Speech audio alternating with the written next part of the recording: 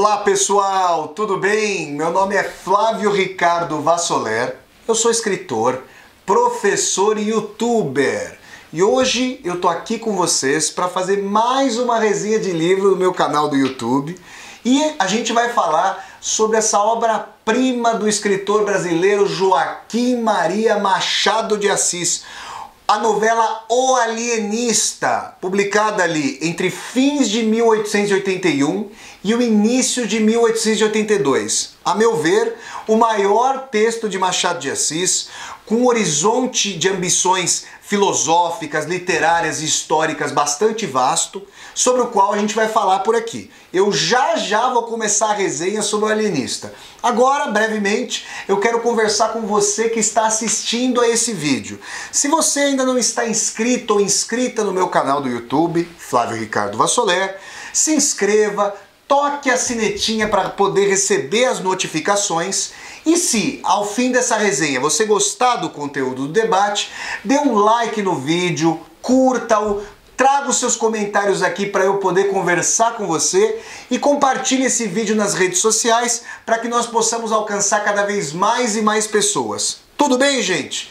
Vamos lá então para a cidade de Itaguaí, no Rio de Janeiro, onde os cronistas de meados do século XIX, nós estamos, portanto, no Brasil Império, contam a história, as aventuras e desventuras do alienista, do doutor Simão Bacamarte, que havia estudado na Europa, na Universidade de Pádua, estivera ali cerca de El Rei brasileiro e tudo mais. E é muito importante frisar, o Simão Bacamarte é um tipo, em termos de personagem machadiana, que desponta com algumas características do egoísmo machadiano, dessa vontade de poder, dessa vontade de notoriedade, mas ao mesmo tempo, o que faz do Simão Bacamarte tão peculiar e singular em meio à obra do Machado de Assis é a sua característica quixotesca, a sua vinculação como que apaixonada, afetada pela ciência. Esse não é o afeto, a paixão, a crença em algo que transpassa a obra de Machado de Assis. Geralmente, pessoal, a obra de Machado de Assis é transpassada pelo ceticismo, pelo niilismo, pelo pessimismo profundo, por uma noção utilitária de utilizar os outros como meio e não, em geral, num afeto de vinculação, de crença, de querer descobrir algo. Machado de Assis é um autor mais da mundaneidade, egoísta, comezinha, rasteira, de sentimentos baixos e de luta, de completos escombros nas relações humanas, do que um autor, digamos, vinculado a essa dimensão quixotesca, de descoberta, de entrega de si em prol de uma ideia, de uma relação.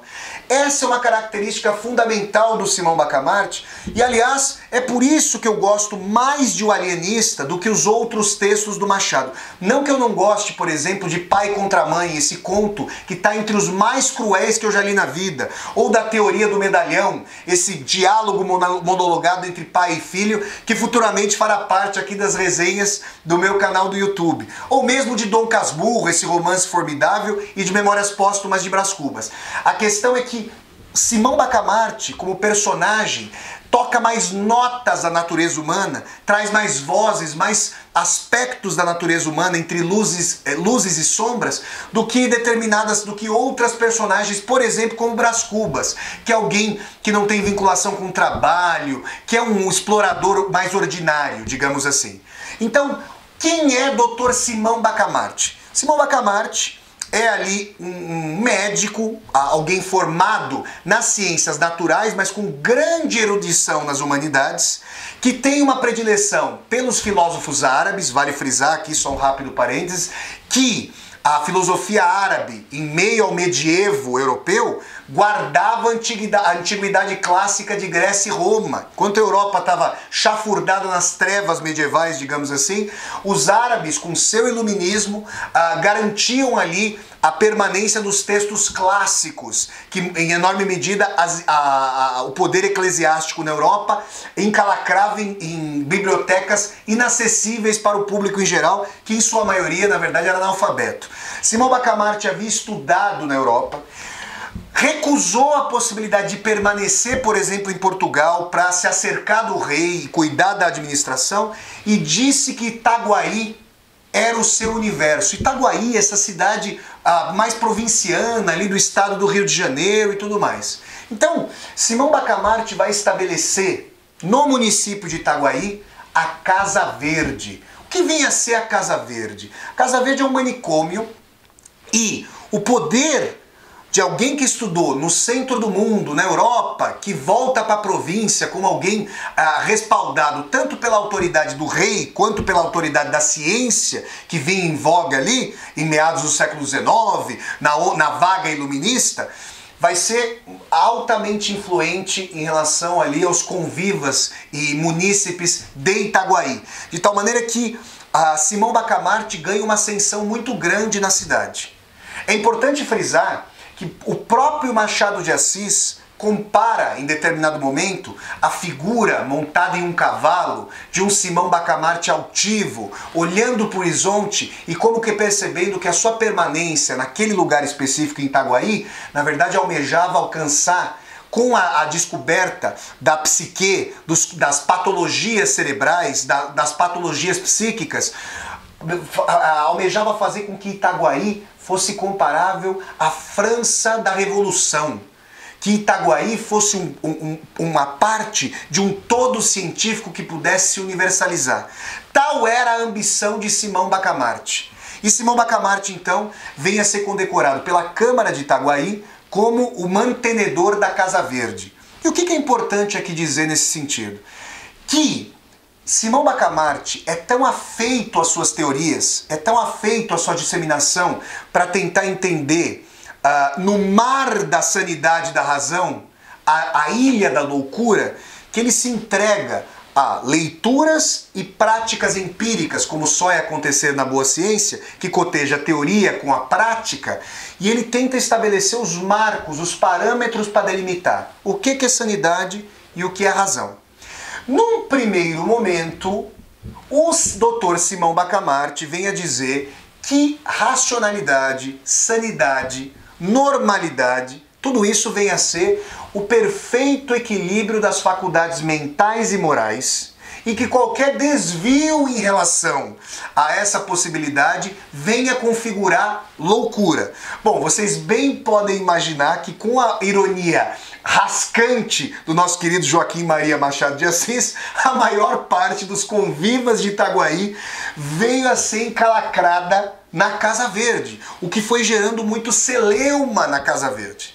E isso chegou ao ponto de um barbeiro, vejam vocês, um comum dos barbeiros ali,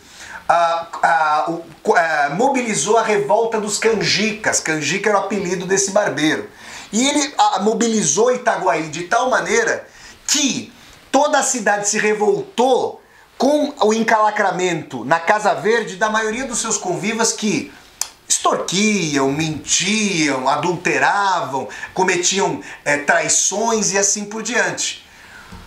Essa revolta fez com que o Dr. Simão Bacamarte ficasse com medo de que a Casa Verde fosse derrubada como a Bastilha da Revolução Francesa, aquela prisão que o cardeal Richelieu transformou ali em prisão da monarquia absolutista francesa e que no dia 14 de julho de 1789 foi posta abaixo, sendo um marco ali simbólico histórico de eclosão, de erupção da Revolução Francesa. É importante dizer que essa comparação entre França e Itaguaí, entre Paris e Itaguaí, pode parecer cômica, como se fosse assim, olha, o Machado simplesmente está fazendo uma pilhéria de Itaguaí, do Brasil, com relação à grandiosidade da França.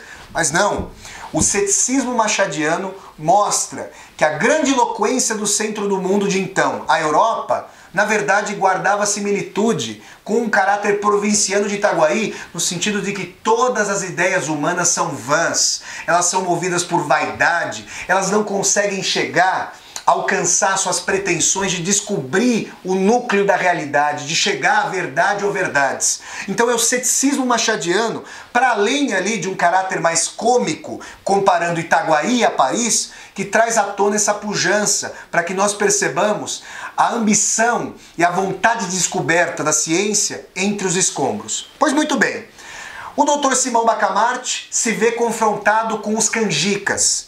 E os canjicas, na verdade, dada a altivez e o caráter altivo intelectual do Simão Bacamarte, ficam com medo de convocá-lo coercitivamente para a Câmara, porque eles ficam com receio de que o Simão Bacamarte possa declinar do convite ou da vinda. Então eles vão até o Simão Bacamarte, e quando o Simão Bacamarte imagina que está sendo emparedado e que a Casa Verde virá abaixo, uma casa ali de formato retangular, com pátio interno ali encravada no coração de Itaguaí, eles na verdade querem fazer um pacto com o Simão Bacamarte para poder liberar alguns convivas e concedem inclusive que a política não pode ter ascensão sobre a ciência e que a ciência exercida pelo Dr. Simão Bacamarte é quem deve decidir quem entra e quem sai, quem deve ser preso e quem deve ser solto. Veja o que é interessante, Machado de Assis já está percebendo que a ciência viria a ter uma hegemonia como que paralela ao poder do Estado. Na verdade, se a gente for pensar em termos bélicos, em termos militares e em termos das descobertas biotecnológicas, a ciência é um braço do Estado fundamental. Mesmo quando empresas privadas, por exemplo, nos Estados Unidos, estão desenvolvendo pesquisas de ponta, é com forte aporte de dinheiro do contribuinte, ou seja, é uma parceria público-privada fortíssima para estabelecer essas descobertas de dominação, de encampamento da realidade e potencial confronto com os adversários internacionais. Então, Machado de Assis já está dizendo que a própria política, para ter primazia em relação à ciência, precisa ali se curvar ou ter algumas dimensões de tensão e mesmo de subordinação. E o que acontece? Nessa convulsão da revolução, da revolta comandada pelos canjicas, com a permanência da Casa Verde, é interessante dizer que muitos criticavam Simão Bacamarte pelo fato de, com o aumento ali dos prisioneiros, os impostos cobrados em Itaguaí estavam desaguando para a Casa Verde. De tal maneira que diziam que o Simão Bacamarte estava beneficiando amigos, fazendo, por exemplo, anéis para marcar os lunáticos e os loucos, e a fundição dos anéis pertencia a um amigo do Simão Bacamarte. Diziam também que o Simão Bacamarte gostava do ouro que chegava, que afluía aos seus cofres, e que a sua mulher, a Dona Evarista, havia se beneficiado do ouro para viajar pelo Rio de Janeiro. Tudo é um diz que me disse. Por quê? Porque nós não temos um narrador propriamente confiável. Esse é outro marco ali recorrente na obra de Machado de Assis. Assim como a realidade não é absorvível de maneira objetiva, como se houvesse uma verdade, Machado se distancia dessa dimensão, a figura do narrador não confiável, não crível na obra de Machado de Assis, ela é tanto um aspecto para perspectivar, para prismar, para trazer as dúvidas no sentido formal, quanto um aspecto que se lida ao conteúdo cético, de muitas vezes duvidar daquilo que está sendo dito e desdito. Então, o narrador de O Alienista, ele lida com a história entrando em contato com os cronistas da época que se contradizem. Verdade é, e os cronistas, diz o narrador, em quem nós não podemos confiar 100%. Verdade é, segundo as versões a que o narrador tem acesso, que o alienista, feito esse burburinho de benefício pessoal em relação ao seu trabalho, abre mão do próprio estipêndio e devolve para a família das pessoas que haviam sido presas, que haviam sido internadas na Casa Verde, o dinheiro gasto com elas, a não ser para a alimentação que elas haviam recebido ali na Casa Verde. Então por aí vocês percebem essa dimensão de abnegação, que eu repito, não é um afeto que transpassa a obra de Machado de Assis de maneira comum, de forma recorrente. E aí acontece o seguinte, nessa virada da revolta dos canjicas, o doutor Simão Bacamarte, que tem o nome do apóstolo que sucedeu a Jesus Cristo à frente da igreja, Simão Pedro. Esse nome Simão tem ali por etimologia a raiz símio, de onde nós viemos, dos macacos, o simiesco, que é a propensão da característica humana. Então o Simão como que sintetiza essa característica humana. E Bacamarte é como que uma espingarda. Então é o homem munido do poder. Mas o poder do Simão Bacamarte não é o poder da subordinação alheia de outrem, a despeito de a Casa Verde mandar prender e mandar soltar. É o poder no domínio etéreo e para poucos das ideias, das descobertas científicas. E se o doutor Simão Bacamarte, a princípio, dissera que existe uma distinção entre razão e insanidade, na medida em que a razão é o equilíbrio das faculdades e a desrazão, a loucura, é o caráter de inépcia, de maledicência, de maldade, de extorsão, as más ações, ele depois, na sua teoria, e aí vem o Machado cômico, o Machado cético em relação à possibilidade das verdades mesmo científicas, dizer que o Simão Bacamarte mudou de ideia e passou a dizer que loucura é, na verdade, a loucura é o perfeito equilíbrio das faculdades mentais e morais. E racionalidade e normalidade é a utilização do ardil, da malandragem e da maldade para estar em vida. Percebam que a mesma ciência, o mesmo autor, o mesmo pesquisador, o mesmo alienista se contradisse. E essa é uma característica importante, tanto para a crítica subliminar e potente em relação às descobertas da ciência, nesse ceticismo machadiano, quanto para mostrar que poucos são os autores, seja nas ciências naturais, seja nas ciências humanas, que têm a hombridade de se contradizerem efetivamente e dizerem aquilo sobre o que eu pensava, aquilo que eu havia afirmado, estava de ponta cabeça. Me corrijo, mea máxima culpa, e agora defendo a ideia antípoda, a ideia contrária. Pois é isso que faz Simão Bacamarte.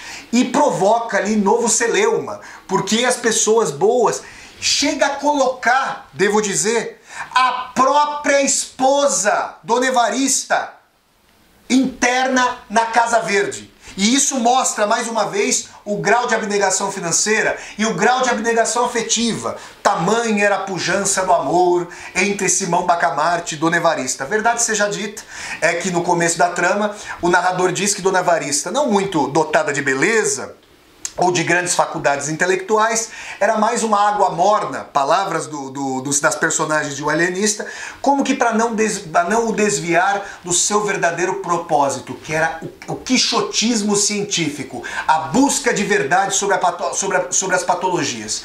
E então, nessas idas e vindas, nessas teses e antíteses dos estabelecimentos das teorias de Bacamarte, chega ao ponto do final de O Alienista. E aí eu quero usar uma expressão da minha querida amiga Maria Esther Cachi, que faz parte do canal História Online, que disse o seguinte: olha, Flávio, dar um spoiler de uma narrativa do século XIX não é spoiler, porque desde o final do século XIX o Alienista está disponível. Então, para arrematar essa resenha, eu realmente vou ter que lidar com o final de O Alienista. Por quê? Porque Simão Bacamarte, descontente com a sua teoria primeira, descontente com a sua teoria segunda, não achando que a razão e a loucura estavam bem delimitadas, chega ao ponto de dizer que se uns e outros, normais de uma hora, loucos de uma hora, loucos de outra hora, normais do segundo momento, se eles não estavam com as suas faculdades ou normais ou desarrazoadas, a verdade era que o próprio alienista deveria ser fiel às suas descobertas e se encalacrar na própria Casa Verde, de tal maneira a entender que ele poderia ser o louco, apontando o Bacamarte do seu Simão humano, o seu Bacamarte, a sua espingarda, contra a própria têmpora de irracionalidade. Percebam, ao final de Memórias Póstumas de Brás Cubas, Brás Cubas vai dizer: não tive filhos, não transmiti a nenhuma criatura o legado de nossa miséria. Essa é uma colocação quase epigráfica, na verdade, uma epígrafe da obra de Machado de Assis. Não foi o que ocorreu com o alienista, com Simão Bacamarte. Porque se ele fosse um aproveitador, se ele estivesse pensando em dinheiro e não voltado ali para a sanha das descobertas, para a sanha quixotesca do seu ardor pela ciência, ele jamais teria se encalacrado na Casa Verde. Ele jamais seria aquele que naufragaria com a própria Casa Verde. Tamanho é o ímpeto quixotesco e de apego e de abnegação dessa personagem de O Alienista, novela magnânima de Joaquim Maria Machado de Assis. Eu tô aqui na minha mão com uma edição de O Alienista da editora Ática. Recomendo profundamente a leitura. Espero que a minha resenha aqui, mais essa resenha do meu canal no YouTube, todas as resenhas de livro acontecem às 8 horas da noite, das quintas-feiras. Eu espero que mais essa resenha tenha estimulado vocês, os tenha instigado. Se vocês gostaram dessa resenha, eu peço que vocês deem um like, curtam o vídeo, comentem-no para que eu possa conversar com vocês e o compartilhem pelas redes sociais para que nós possamos alcançar cada vez mais e mais pessoas. Tudo bem, gente? Se você está assistindo esse vídeo e ainda não está inscrito no canal, eu peço que você se inscreva, toque a sinetinha para receber as notificações e aguardo vocês então na próxima quinta-feira, às 8 horas da noite, com mais uma resenha de livros aqui no meu canal do YouTube, Flávio Ricardo Vassoler. Um abraço, gente, até lá e tchau, tchau!